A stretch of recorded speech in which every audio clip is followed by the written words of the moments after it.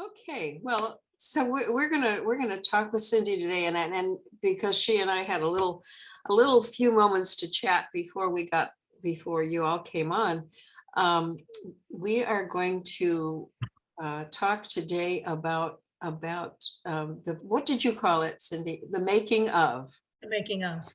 The making of. And so I think probably everybody on the call today is familiar with In the Names of Forgotten Women, that we've all seen it. Oh, that's, yeah, that's great. Maybe more than once. Good. So Cindy, why don't you begin? You want to start with reading the poem, Remember? Sure. Yeah.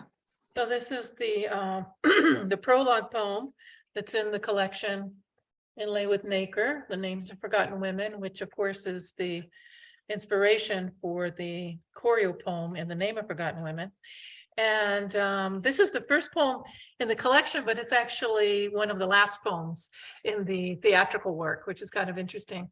So when I've read this before, I know Paul Ann has heard this before, I talk about the idea of a memory palace, which is not my original idea, but this is a list poem filled with images.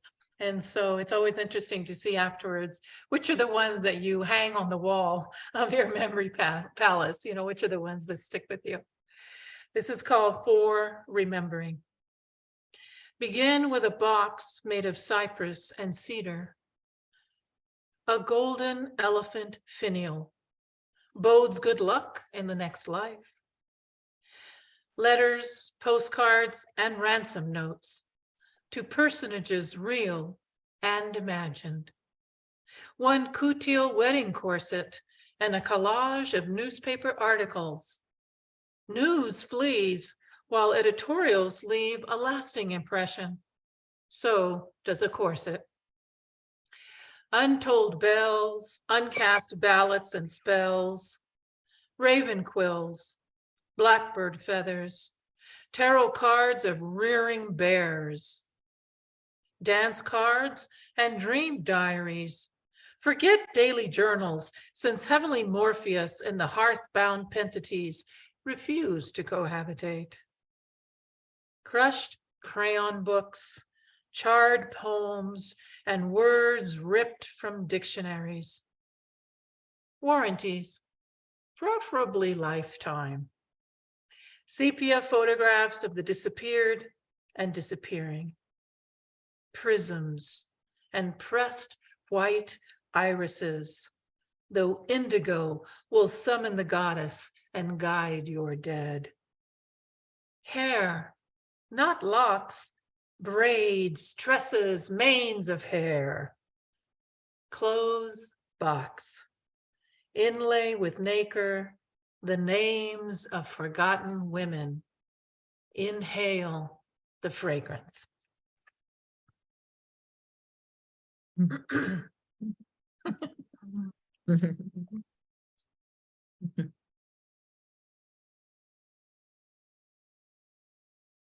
There's the beginning. And I would like for Cindy to introduce the topic, and for us then to question when we have a question that she is going to be very happy to answer for us. But I'm eager to hear what she has to say. So. Okay, a blank canvas. Yes. So to speak. That's the best way to go, isn't it? Okay. Well, I think that most of you know that it did start with this collection, and these women's voices kept speaking to me, and I just kept feeling in my own body that these stories needed to be embodied. And it's one thing to hold the book, which is tactile, and read these poems. It's another thing to experience them with multiple senses on the stage, their faces, their bodies, their voices in song, their voices in dialogue, right? their bodies moving slowly, their bodies dancing. So that was really the impetus that I felt that these stories that are based on real incidents needed to be embodied so that we could see these 7 diverse women. And you know, I did want to talk about the making of, and so what I have done since the play closed in mid-April is I've interviewed 20 people involved with the making of. There were 30, but I've interviewed 20, all of the cultural consultants, the cast, and the creative team. And so now I lost my train of thought. Well, I was talking about the embodiment of these stories. Oh, right. And one of the main themes that came across over and over was that these stories are true. These stories are still happening in countries around the world. And there was a shared responsibility. People felt it was palpable, this shared responsibility to tell these stories authentically, to embody these stories authentically. And that was one of the most powerful things that came through these interviews from the cast, the creative team, and the cultural consultants is, you know, how can we be true to these stories? And one of the cultural consultants even talked about, you know, when I saw the mark through, which is very early on, they said, I was shaken because I knew I was watching a play, but I felt like I was listening to these women tell their own stories. And so it was a very different experience than watching other plays. So that's one of the things that has come out over and over again. One of the consultants from Africa talked about how, you know, you included 15 stories, stories from 15 countries around the world, and you included countries that are thought of as poor. And I can't stop thinking about that whole, you know, idea of not having what another consultant called, there was no context of a dominant white culture in the work. This consultant said, I've worked with theaters here and I've worked with theaters in Chicago, including the Goodman. The Goodman will invite others to participate, but everyone knows who owns the island. And she said, in this work, we all were swimming out together to the island. No one owned the island. What And I just thought beautiful that was language. an incredible metaphor. And there was just this shared responsibility to the truth of the stories, but also to the authenticity of the cultures. The actors talked about feeling like they were in master's anthropology class because there were different cultural consultants every day. And these are people who were born in those cultures, who were born and raised in those cultures. And they talked about, we were learning history you can't find in a textbook because there was a story. It wasn't just the steps, it was the why behind the steps. And it was the personal stories of the cultural consultants that imbued whatever it is they were transferring. So there was a name and a face and a story so that history, you know, became alive and personal. So these are the kinds of things, you know, that I'm living right now because I'm steeped in these interviews. I want to write this braided lyric essay that brings some of these ideas about, not ideas, the experience of what it meant to make it, right? Not just what the audience experienced of the output, right? But what really happened to us who were involved in the making of it.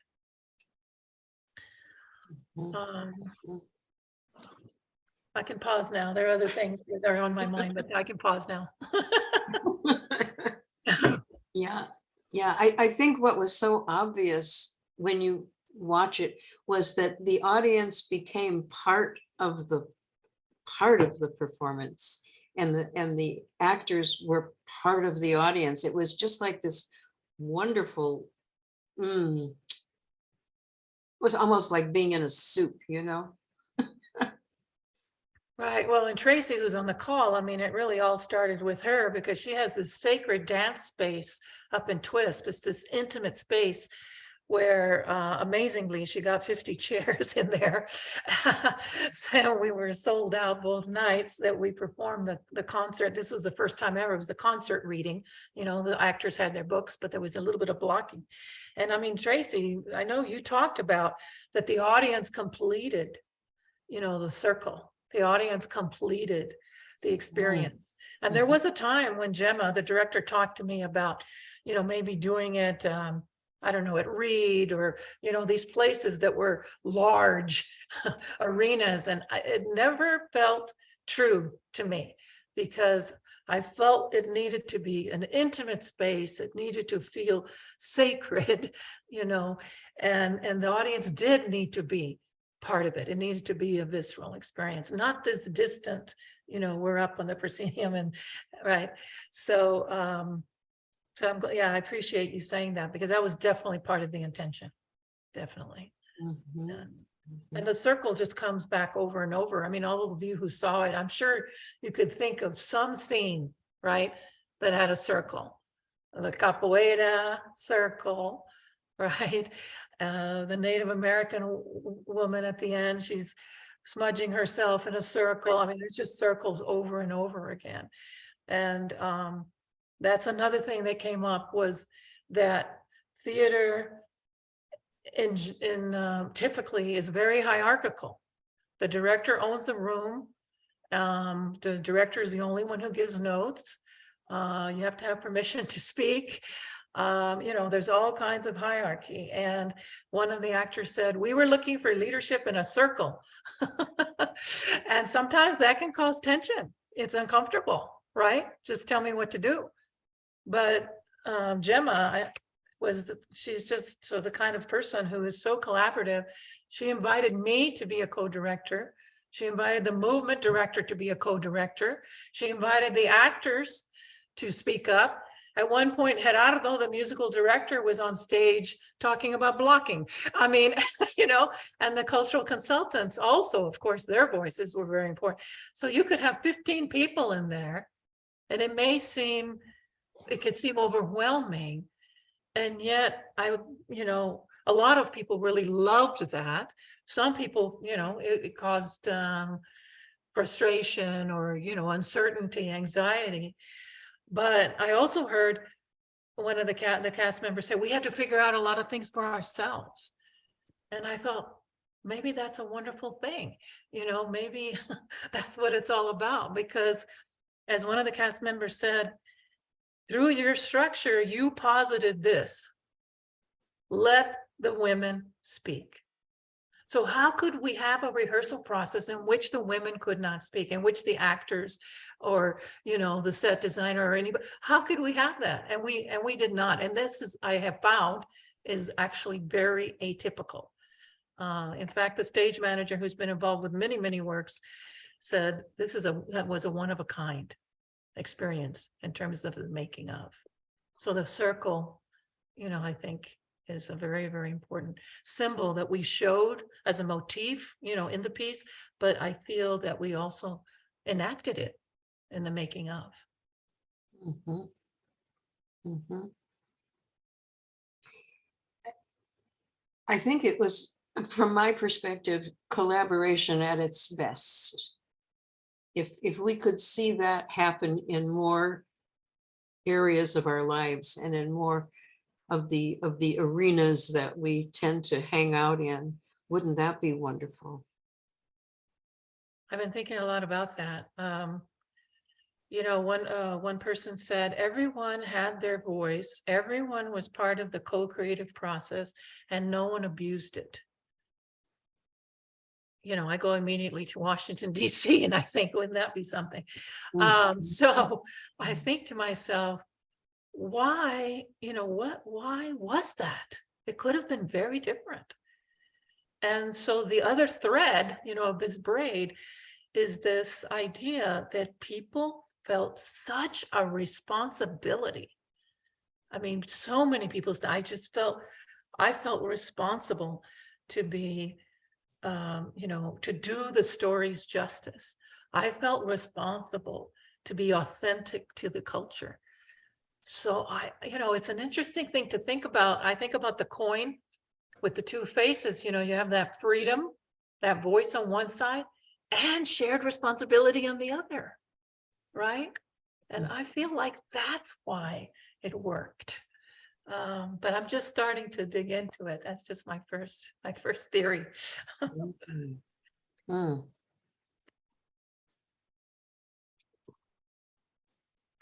I have a question. Oh, great, thank you. There was some discussion of filming it Mhm. so that more people could see it, because I feel like that would be really great for people to be able to, watch it from home or watch it on their computers.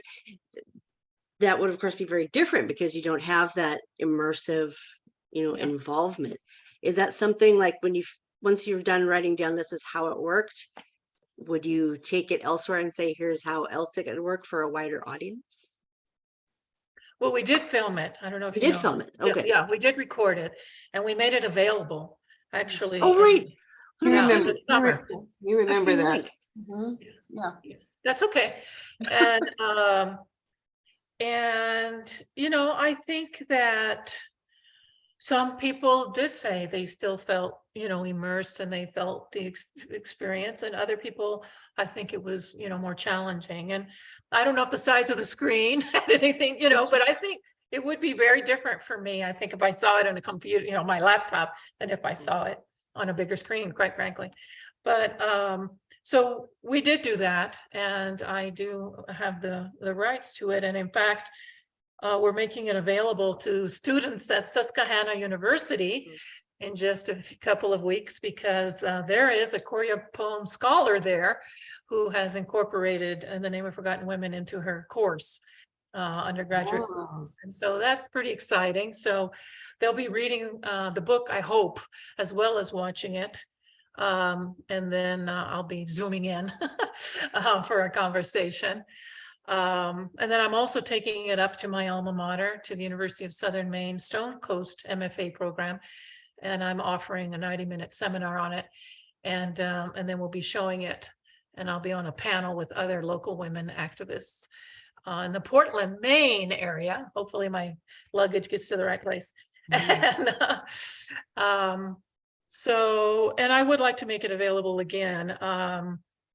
So Robin, who's part of the Raging Grannies, introduced me to Miranda and Sean in the tribal relations office, Portland's tribal relations office. And there's a possibility that we may do something together for the Missing and Murdered Indigenous Women Week, Awareness Week in May.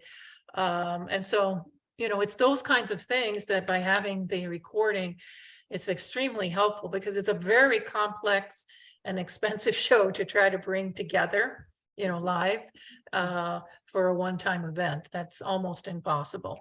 But, we might be able to get a couple of the actors and maybe Gerardo, in addition to, the recording, to do something. Besides that, I think the other part of your question is, I really hadn't realized until going back and reading these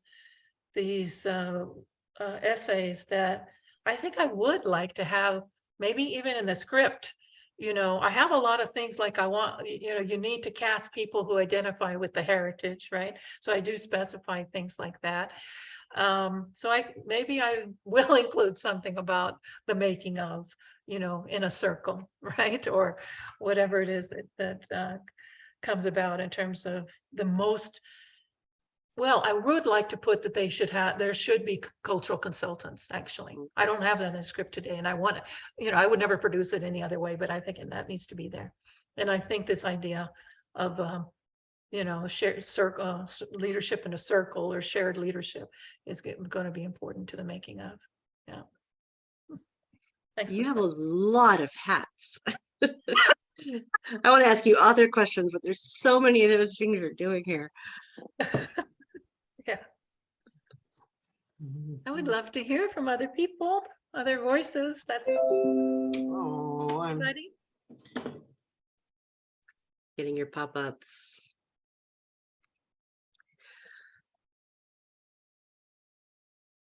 Everyone's being so shy.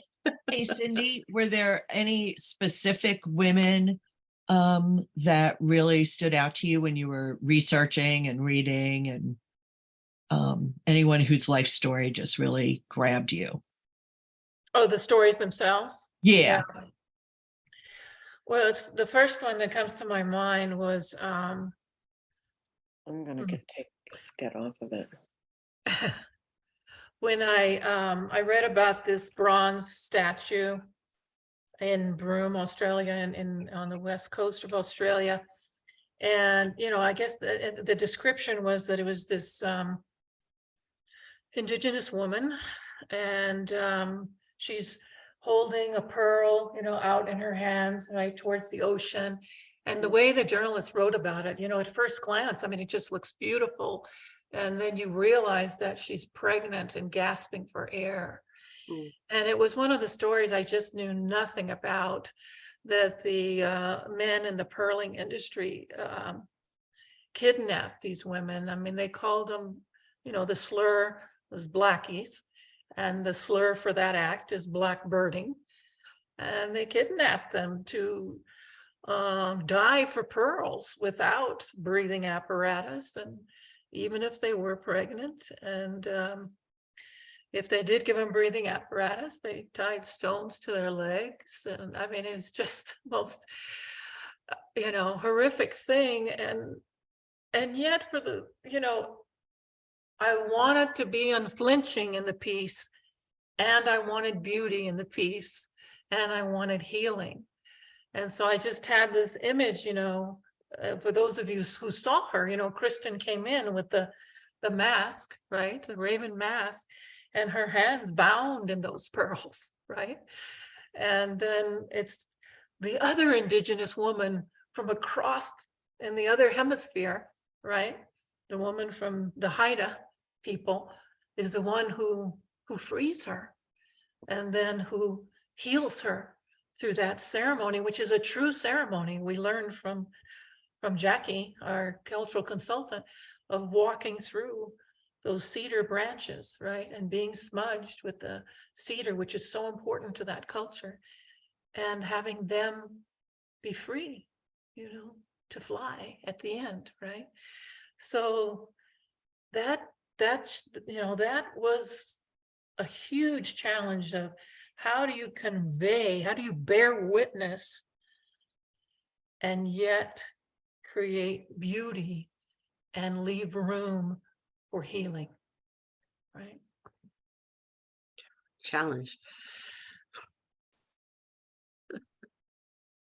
Thank you, Cindy. Thank you, Christine. Good to see you. And that kitty. I wanted to say just that I was supposed to go with Salima and be in person at the theater, and my health got in the way. And so I watched it on video with two friends, and we had our own little discussion group afterwards. And that was, I mean, what we spoke of was about how much more powerful it would have been to be in person. Mhm. But also it was extremely powerful, and all three of us consider ourselves educated women, and there were so many stories that we knew nothing about, and that we then went and researched and talked about, because you brought things to the table that I had not ever heard of, and I appreciate that. And some of them, I mean, some of it I was aware of, but some of it was just like, was that real? Oh my God. You know, so thank you. But yeah, Thank the pearls. you so much. Thank you for that.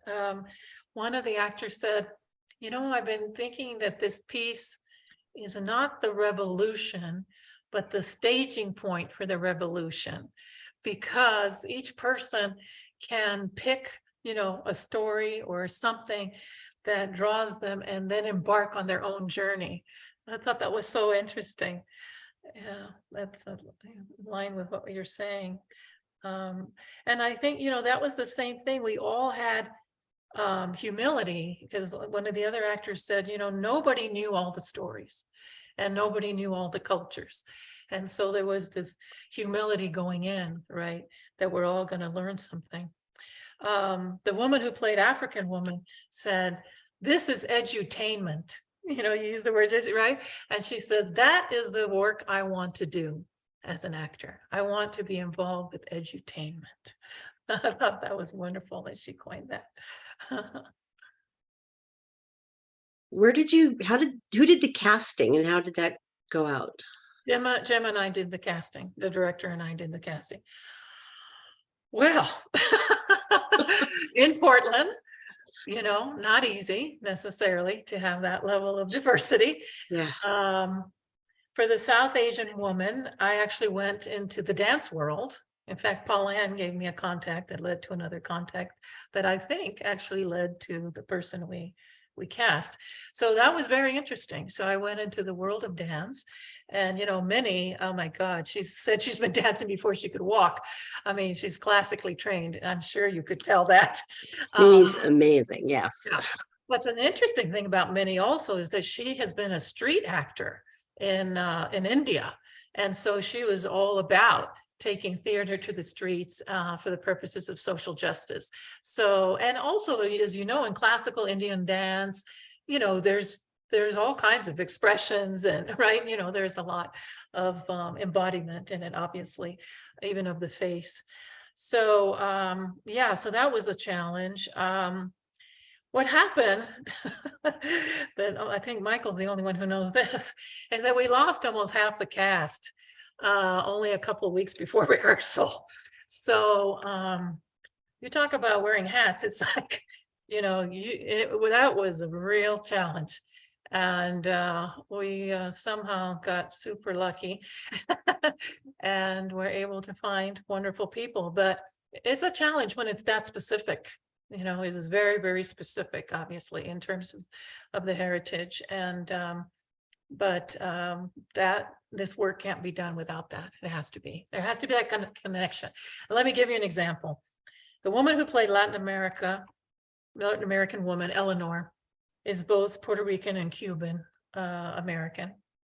And she's also a psychotherapist, and she just really didn't know how she was going to make room for something like this. But she read that poem, Eugenics Rant, which talks about the Puerto Ricans as being the most sterilized people in the world. And she has a personal connection to that through her grandmother. And as an actor, she uses her grandmother's surname. She never knew her, but she feels this connection. And she said her mother would say, there were women who said, voy a tener la operación, I'm going to have the operation. I mean, she was very close to this issue. And so once she auditioned, and she said to herself, if I get it, I'm going to do it. I have to do it. And what it became for her was a journey of ancestral healing. I mean, that is profound. And so it's that kind of thing, that is only going to happen if you have people who have that, what is it, that lineage, that those stories in their blood, basically, right? It's in their blood. It's in their bodies already.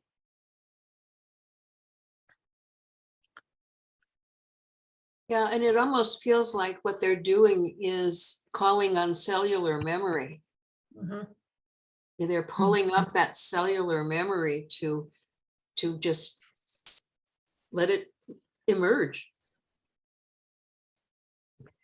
Juliana. And we got to Yeah. experience it too. I mean, that was the thing, that when something comes from a place that deep, if you're exposed to it, you have to be part of that. Cindy, Mhm. everyone, thank you. Well, I would like to explain my situation. We took a trip with some friends to come see the performance, and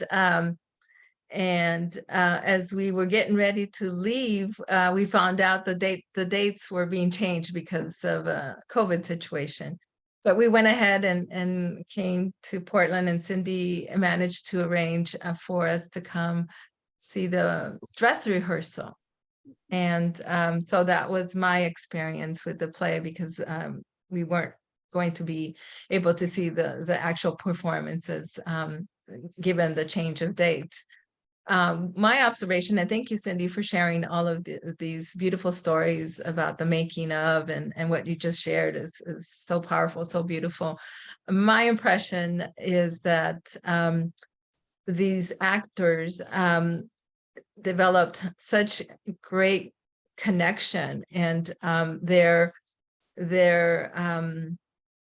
the projection of this connection was just so palpable. It was just so beautiful, and that for me is the one of the most striking things about what you created, and what was created with this amazing group of actors, and with all of the support people that you had, the musicians, and I did see the performance, the recorded performance, but having been there and in person, I really wish that I could have been there for the actual performance. But it was nonetheless just very powerful and moving and beautiful. And I just think of what gift you have given the world with what you've created, and what has been created with the voices of these women whose stories we would otherwise not know and not hear. And so thank you very much. Thank you, Juliana. One night we had a talk back with the whole cast and the creative team, the movement director, the musical director, the director, and myself. And one of the women in the audience said, I wanted to be up on stage with you. I could feel the sisterhood. I wanted to be with you, and there were numbers of people in the audience who commented, and then also in these interviews with the cast. We became sisters and mothers and friends. By the end, we held each other. There were things that were not choreographed that happened on stage because one woman had told a hard story and the other woman came and took her hand. That wasn't choreographed, that was genuine. And that is just, and I felt it because the night you were there, Juliana, we didn't have Enheduana, and I was playing Enheduana. Okay. And after I decided to just let the nerves fall away, oh my God, I was so privileged because I was up there with them in those circles. And that scene that the stage director called a family photo, where we're all touching each other and right. And it's so intimate. It's just so intimate. So yeah, that's so wonderful that it translated to you, because that is what happened. And the thing is, Tracy knows we really bonded when we did this in TWISP, where we weren't even doing a full production with the women, and I felt so deeply connected to them. And I told Michael, I don't know if this is going to happen now, with professional actors and contracts and what I mean, the business of things. But that was, but it did. Thank you for your reflection. I have a question and a comment. So part of what you, excuse me, part of how you characterize the choreopoem is activist theater. I know you've been influenced by Lorca, and I would add Bertolt Brecht and others. Would you care to comment on what activist theater is and how the choreopoem fits your impression? Thank you, honey. Yeah, I really see this piece at the nexus of activist theater and sacred theater. And I think Tracy actually had a lot to do with me realizing, the sacred piece of it, even though I felt it in my body before. I think Tracy, you may have been the first to speak it. But in terms of activist theater, I think that this in particular, I think you could not categorize it as anything else because it even has a call to action at the end, right? I mean, it culminates in a call to action. And so for me, it's the telling of these stories in an unflinching way. You know, they're not glossed over. We are bearing witness, which for me, I see it as it's the least we can do. These human beings experience these things. The least we can do is look at them, right?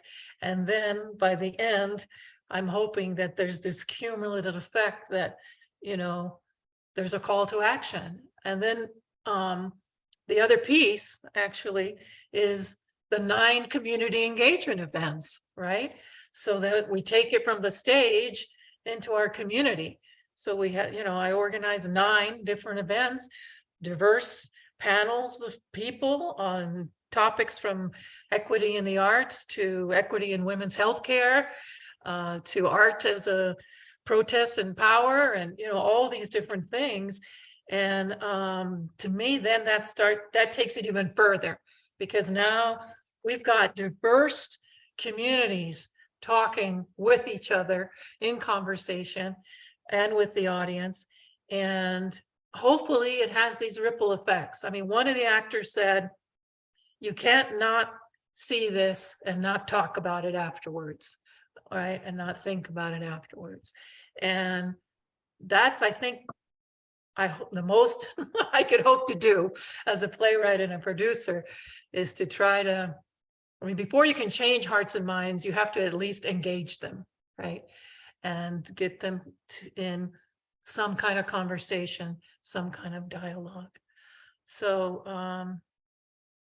yeah, and I mean, you brought up Lorca. What Lorca did was, you know, he took it to small communities. He had La Barraca, and so he didn't just do it in the big cities. He took it to all the little towns. And I'm guessing this cast would love to do that, but they might have to find a different producer. I don't know. But that's another, you know, that's another piece of it is how do you, like Steph, you know, how do you get it out? Does getting it out mean getting it to Ashland, you know, or does it getting it out mean getting it to Prineville? You know what I mean? It's like, what does that mean? Thank you. Anybody else? There's, oh, no, Greg? you go. Hey, Greg.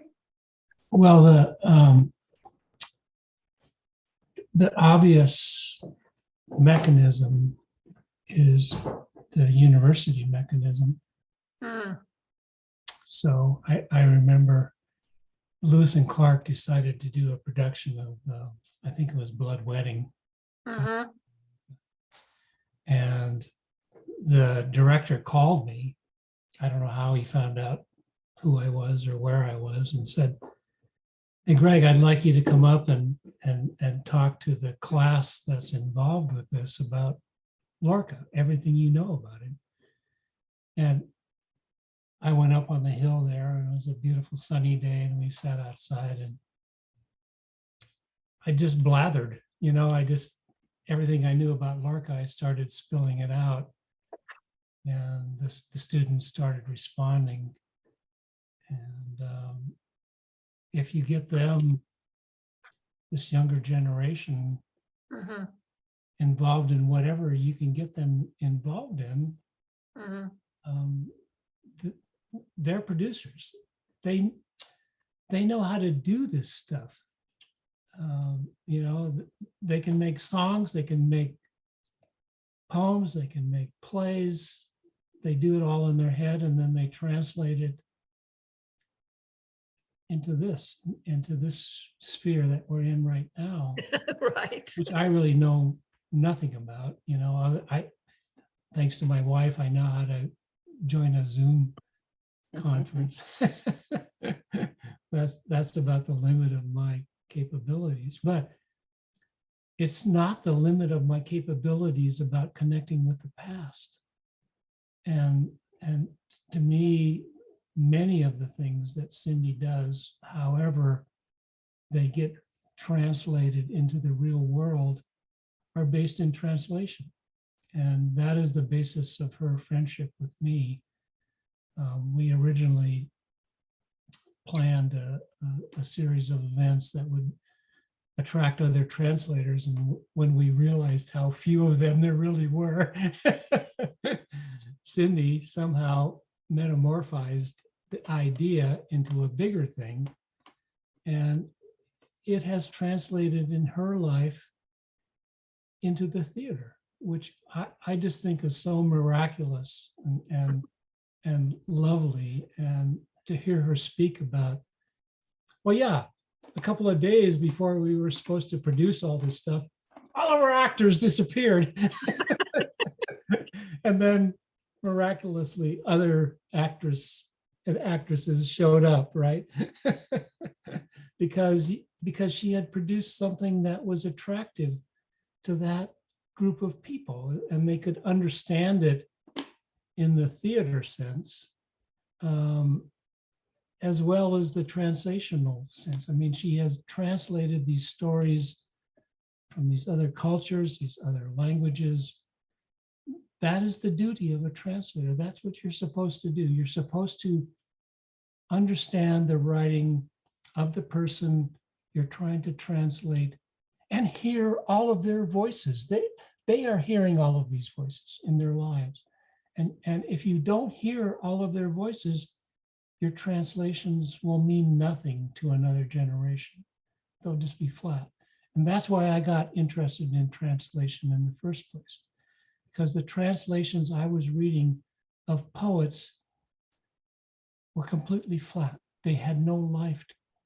And yet I read all of these stories, which Cindy is reading about these women, all of these stories that indicate these people were really amazing during their time.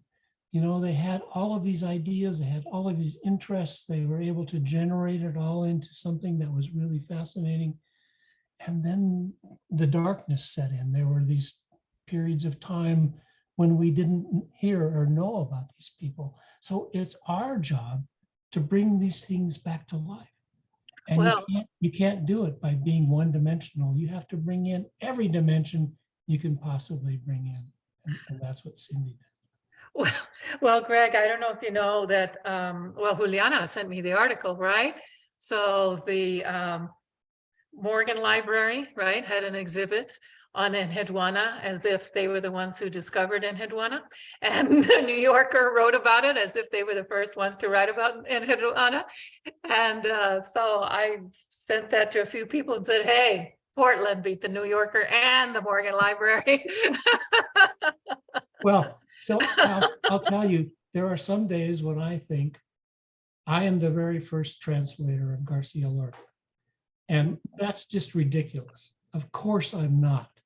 And one of the things that I realized when I was live at your play was all of the sources that you had intertwined and brought into this. And that is also the duty of a translator. You know, I don't like books of translation where there's no bibliography. You know, you don't do this by yourself. You don't. There's no way you can do it by yourself. You have to praise the other people who came before you because you're not there without them. Right. And so, yeah, thanks to the Morgan Library. Thanks to any library that's still collecting books. I just got a call from one of my dear friends who said, the Multnomah County Library has decided to sell all of their books. They're just going to be online in the future. Oh, That's wow. the future of books. Hold on to your books because no one else is. Well, the Morgan Library is, obviously. I actually came prepared with a question that just exactly speaks to that, because I write and I've been really worried or concerned about cohesiveness between characters and between conflicts and all that, and trying to, there's the narrator voice, is the author's voice. And I was curious about how, I know that you said it was 7 years. And I'm working on 2 years myself, and it's already just a challenge. And so you had such diverse things to put together over such a long time. And I wonder where did it start and how did all the stories roll into one cohesive thing? Because that just to me is masterful. Well, yeah, 7 years since the beginning of the book, right? Yeah, Right. exactly, because that was before the play, the choreo poem. Well, I may have mentioned when we were together that one of the tools that I used was a verbal map. So there's someone on here named Elliot Simpson, and I wonder if it's my friend Tracy. We were in a in a graduate program together that involved both an MBA and a master's in international studies. So I've always been interested in other cultures. And so I knew I couldn't include every country, right? So I kept this verbal map, and that's how I realized at one point, oh, I want something from Australia, right? And I started looking and came across the story I shared earlier. Whereas initially I knew about Sati, and so I knew I was going to include that, from India. But that's one way, just, I guess I would say that I tried to maintain a certain balance, a global balance, right? So it wasn't just Western hemisphere or Northern or that kind of thing, right? In terms, I'll answer it more in terms of the choreo poem rather than the book, because it did have to be tighter in the choreo poem, right? Because it was Gemma who says in her interview, I felt a responsibility to bring it all together. I felt a responsibility to be authentic to the culture in each individual scene. And as the director, I had to connect it all together. So, and for me, I wanted, that's why I added the projection, because I wanted those maps. That was the first impetus. And I wanted those maps because I wanted, by the end, I wanted you to see the whole globe lit up, right? This is happening everywhere. There's this cumulative effect. And you're not going to feel that unless the director and the movement director, even the musical director, have some ways to connect the whole thing. So there was a lot of conversation about, you may have noticed, for example, that, and Hedwana would usually reach for the woman who was telling the next story, right? There was some kind of touch, there was some kind of transfer physically. So that was one way. Sometimes we had like the bells from the bride lead into the bells of the Sotwana scene, there'd be things like that.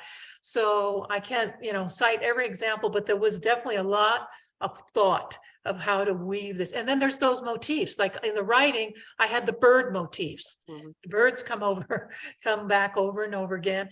And the circles, in the movement, the circles and the weaving. And I even say that in the script that I want weaving to be a motif in addition to the birds.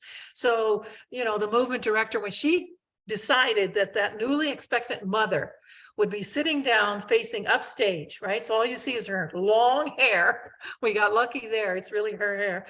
And she asked 3 actors to actually physically braid, but not handing the hair to each other. They were actually weaving themselves. I mean, I thought that was just fantastic, right? Because they're embodying that braid, that weaving. So there were, I would say that the motifs are one of the things, right? And then just the the segues from scene to scene, the physical part of it, the sound part of it, and also the projection, in terms of culminating, right? I think those are some of the ways we did it. Thank you.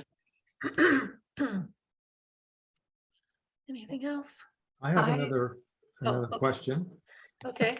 All right, this is actually a segue from what Greg was saying. It occurred to me that there's a transference of knowledge, of guidance, of sort of expertise as the choreo poem moves, creates a life of its own, moves forward in whoever's hands.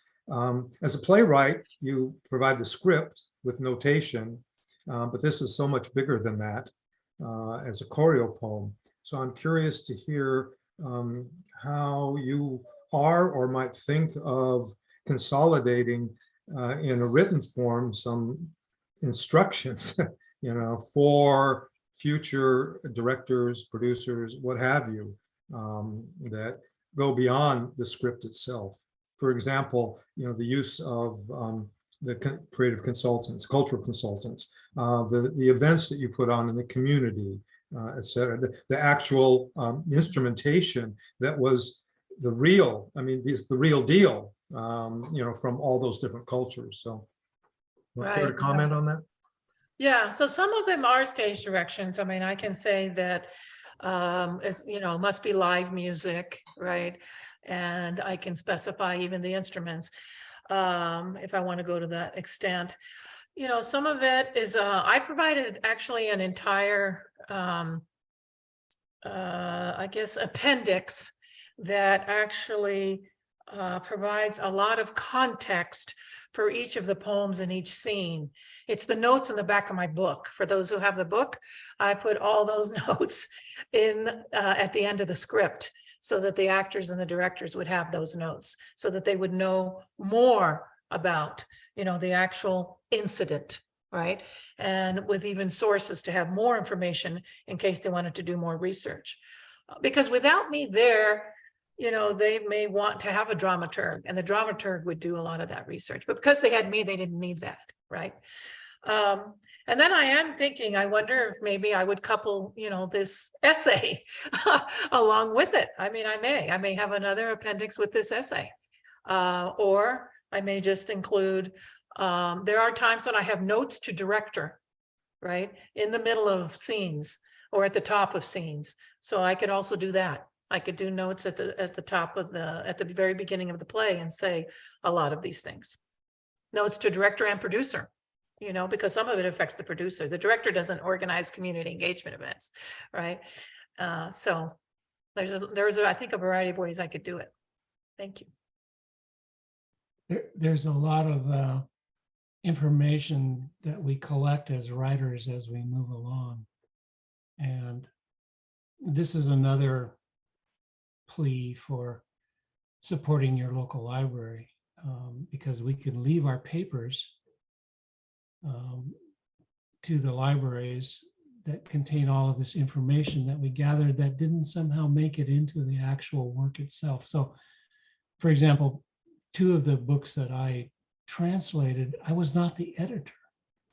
And so the prose that accompanied the published work had nothing to do with me. And I looked at it and I went, but you left out this and you left out that, which was good because it stimulated me to write those essays that I knew about, that had grown up organically in me as I studied these writers. But they're not in the published work. They've been published, but they're not attached to the book. And so, yes, whatever you can attach. And I think plays are particularly great in this sense because people that put on the play, many years from now are going to want, well, where are the notes? Where are the notes from the person who wrote it? I need that information. What is that person supposed to wear and what colors are it? And where does the lighting come in and where does the lighting go out? In a book of poetry, you don't get that. You don't get the sweeping. Or maybe you should, but you don't. Right. You have to do it all yourself. Yes. Right. Now, all those cues, I mean, certainly the sound cues, the light cues, they're all in there, but a lot of those cues are suggestions. The director will still take that further in terms of, lighting. Well, I just thought of this, Cindy. I wanted to remind you, at one of our salons, Kendra played behind me as I read these poems. And she and I had never talked. She's a cellist. We had never talked. She had no idea what I was going to read. And it was just wonderful. Every once in a while, I looked around behind me to see if they were still playing. But I had no idea what they were playing, and they had no idea what I was going to say next. But somehow the camaraderie of the room just sort of got there, lifted us up and put us in the same spot.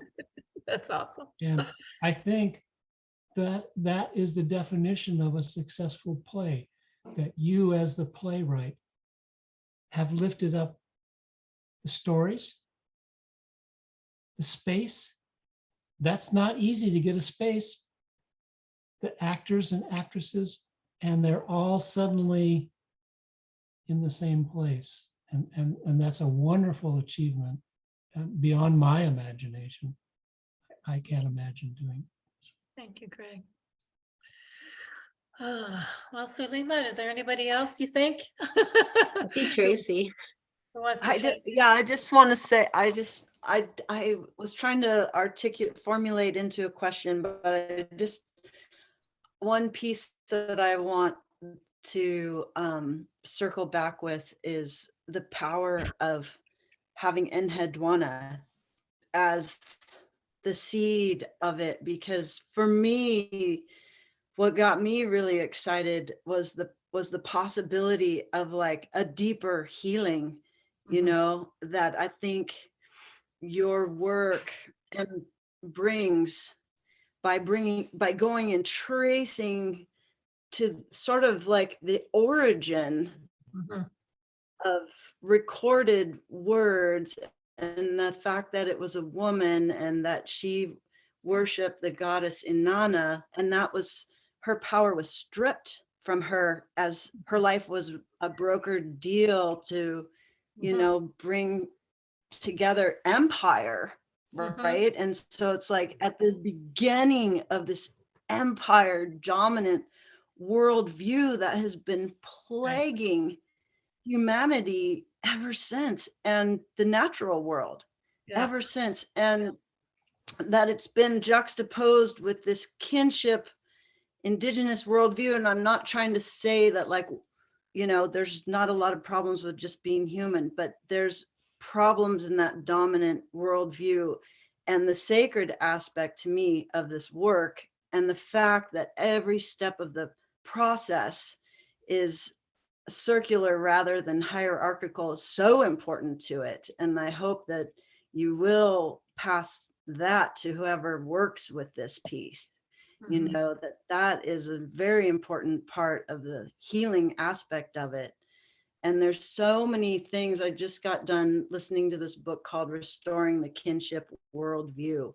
And there's so many things that you've done in this play that they specifically talk about, you know, as like, this is a precept of indigenous thinking, because we're so orphaned from our indigenous roots, most of us. And we're, I think, in a real crisis moment on the planet where we're seeing all the systems unraveling on the weight of our like cleverness and all the hierarchies.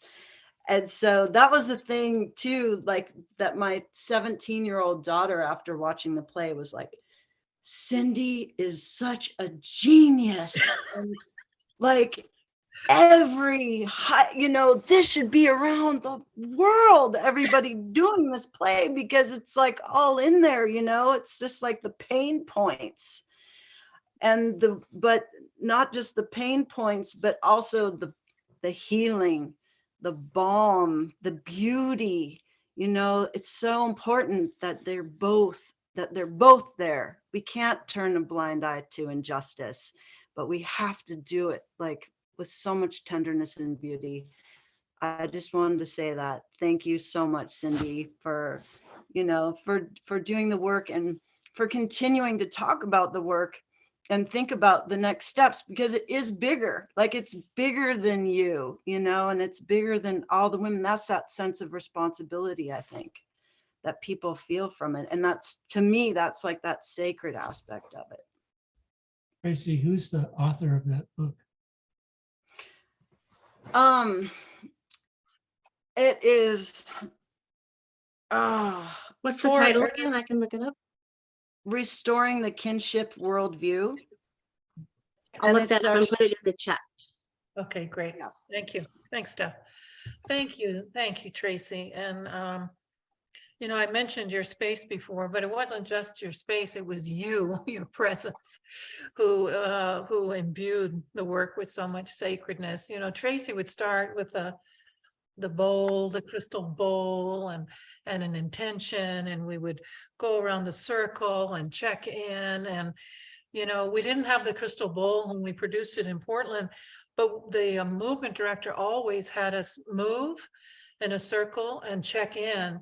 And I had, you know, a couple of the actors said that was really important to do that check-in. And one of the reasons, I think you knew this intuitively, Tracy, was because the work is very intense, you know, and so it gives the actors the opportunity to check in each time that we're together about their experience. It's not just about creating experience for someone else, you know.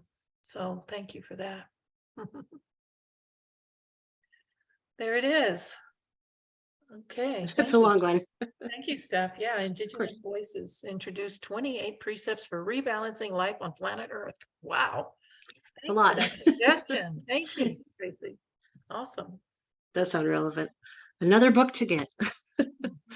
There's no end. Anybody else in the circle? This is, I would only ask this because you know me. So, Cindy, you've mentioned a couple of times how you lost, here, I'm gonna make myself visible because I finished my soup. Thank you. But I am in my pajamas, so I'm going to disappear here in a second. But I wanted to know, you've mentioned a few times that you lost half the cast. Yeah. What happened? Well, one of them was ill. She was going to start chemo. Jeez. So she wanted to do it. She wanted to keep this, you know, she was so motivated is not even the right word. She was just so invested in this work. She really, you know how you need something, right? When Yeah. you're- But it's so physical. It's so physical, in addition to mentally challenging. And we just had to make the call that it would just be too demanding, too demanding. So that was one. Another one, what happened was that our rehearsals were during the day, and one of the actors got a new job and she couldn't do it with that new job. You see what I mean? You know? Right, yeah.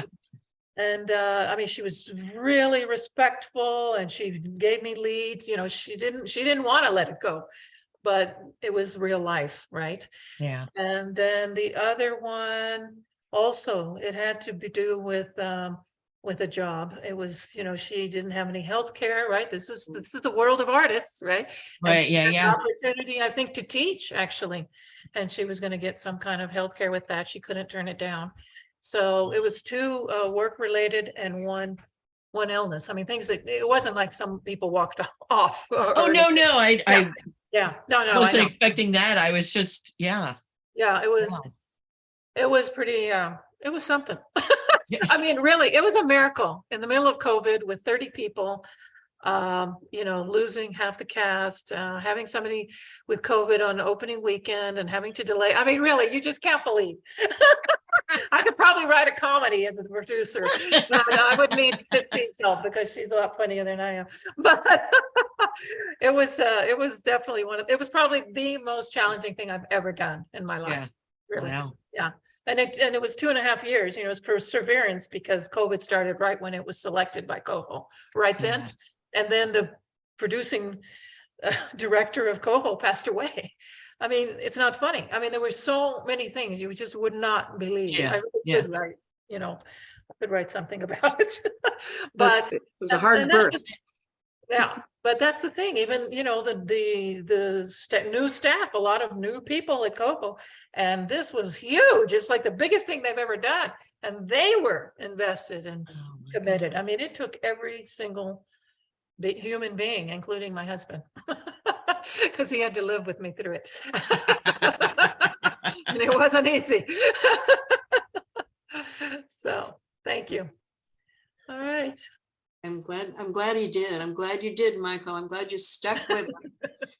And you look really good today. So, I mean, that's saying something. Yeah.